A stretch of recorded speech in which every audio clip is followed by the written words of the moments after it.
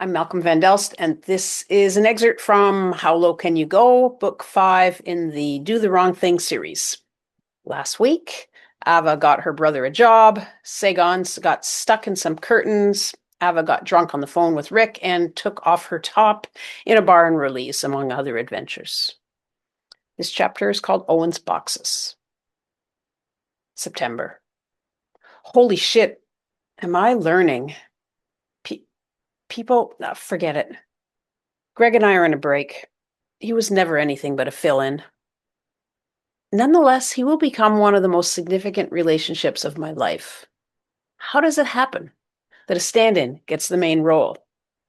I guess it's not unusual. It's fall, cold and dreary. While I was working at the Pioneer, getting dreads, painting clothes, and making art, Greg was drinking. He wasn't even practicing with his band. I can't take the chaos, but holy shit. The loneliness without him is vast. Well, I thought it was a date.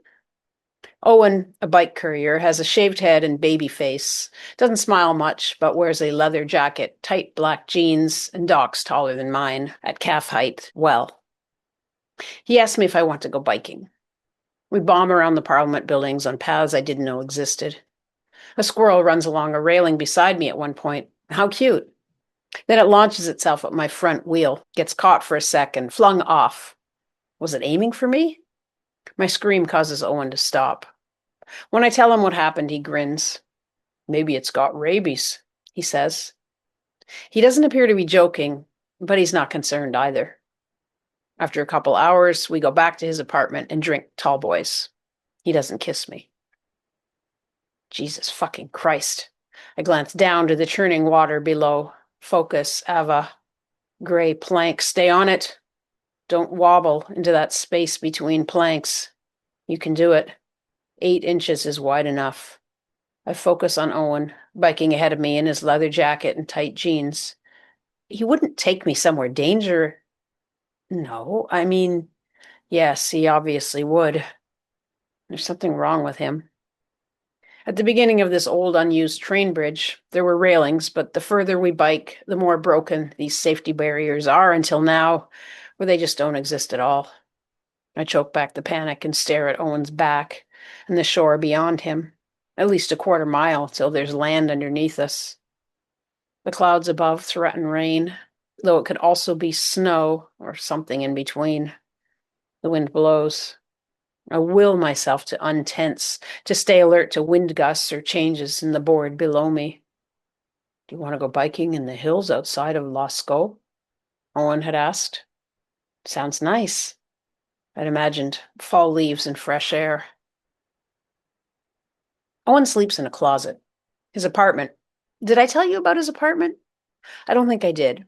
Right on George Street, second floor, hardwood everywhere, with that gorgeous wood smell. Not like my old apartment lobby, which was well cared for and clean. This odor has a base note of mold. Musty and dusty, you know? Not wet, in the walls, perhaps. Maybe it's dusty and musty, emphasis on dry, or drier, because if you can smell mold at all, something is damp. Mold that has dried over and over again with the changing seasons and the high heat coming from Owen's water radiators. Maybe small water leaks in the building soften wood until the winter when the heaters dry it all out. But if pipes leak, the old water heating system would too. Anyway, it's a nice smell, common to many old buildings. Tall, honey-colored baseboards all around. The main room, the one with the futon on the floor where we sit drinking tall boys, has the largest closet off it that contains another futon and acts as Owen's bedroom. I'm not sure where he keeps his clothes. The closet is, then again, when I sleep there or pass out or whatever, it's not uncomfortable. Off of the main room, Owen's perfectly square kitchen with black and white tiles on the floor echoing the square looks out on a back alley. I love these upper floor apartments above busy streets. The main room has 2 windows that look out on George Street. Such class to be above the hurly-burly, looking down, watching. So different from digging holes to plant seeds, your wealth spread out and buried for miles around, like the farm I grew up on. Anyway, lots of drinking.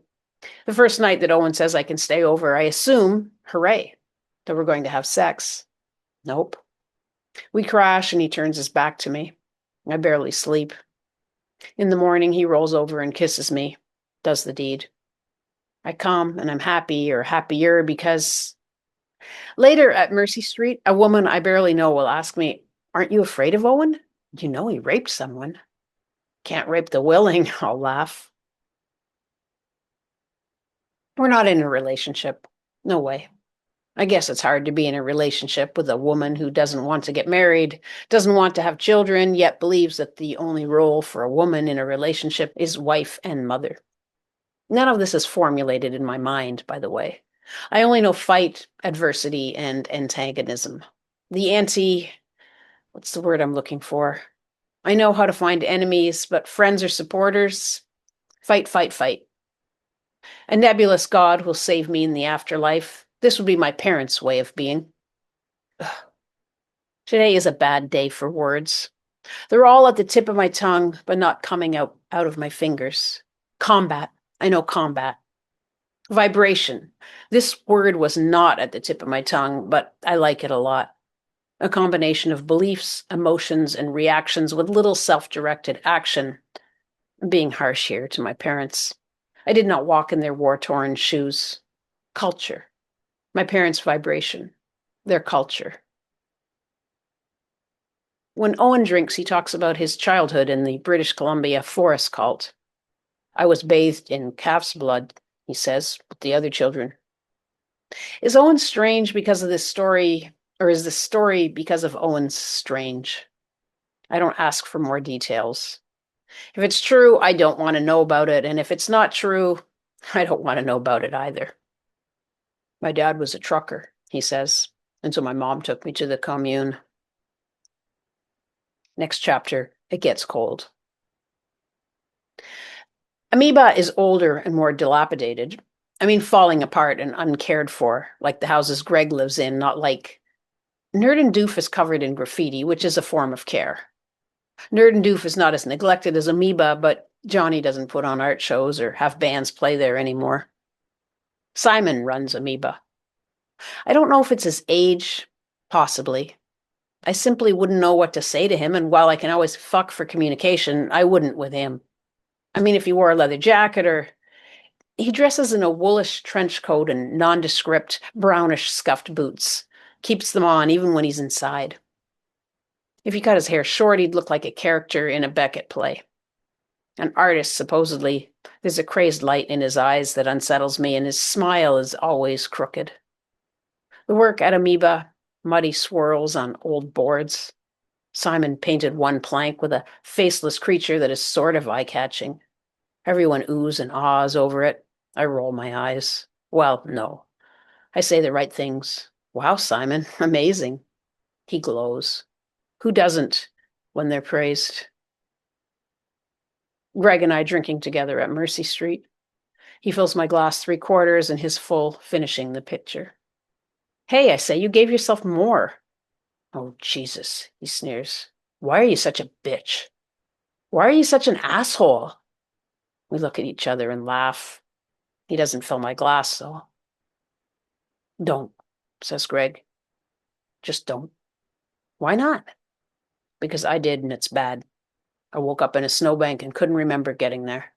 I was confused and messed up. That shit is dangerous. Making your own booze. The punker, dirtier, poorer, I guess. The braver, because they are willing to live in houses without heat throughout the winter. Because they are more serious, because they listen to louder, angry music than the nerd crowd. Music like Greg plays, only newer, more underground. You can tell their minds are full of things you don't want to hear about, making them realer, darker. I wouldn't want to live with the more morose punks, only visit and see what their homes are like. I'm curious. They made their own booze. I assumed you needed a factory to make booze, but Greg says they put a copper wire in a pot and boiled rubbing alcohol on the top of their stove. A copper coil, a household pot, and alcohol that you can buy at the drugstore for next to nothing. It's hard to get my head around, but it's like magic. Well, not quite. Greg is not particularly chivalrous or What's the word? Concerned? Caring? Protective? None of these work. He doesn't look out for me. He wouldn't say stay away unless it was bad. Remove. Anja, the woman who works for Bombardier, follows us to Amoeba, still showing up in office pumps and pastel suits. She buys Simon's plank with the faceless creature and one of his puppies. He has a German shepherd, something something mutt, that gets pregnant and gives birth. I'm from Serbia, she tells me one night. Whoa, I say. But you grew up here? Anja has no discernible accent. I was 10 when we came here. You still have family? Yes. She nods. Are they okay? Not really, but they're alive. What was it like growing up there? My grandmother couldn't leave her bed, so she'd demand I come to her so she could whump me across the head. I furrow my brow. Nothing about Anja makes sense. That's what it was like, she adds. End remove.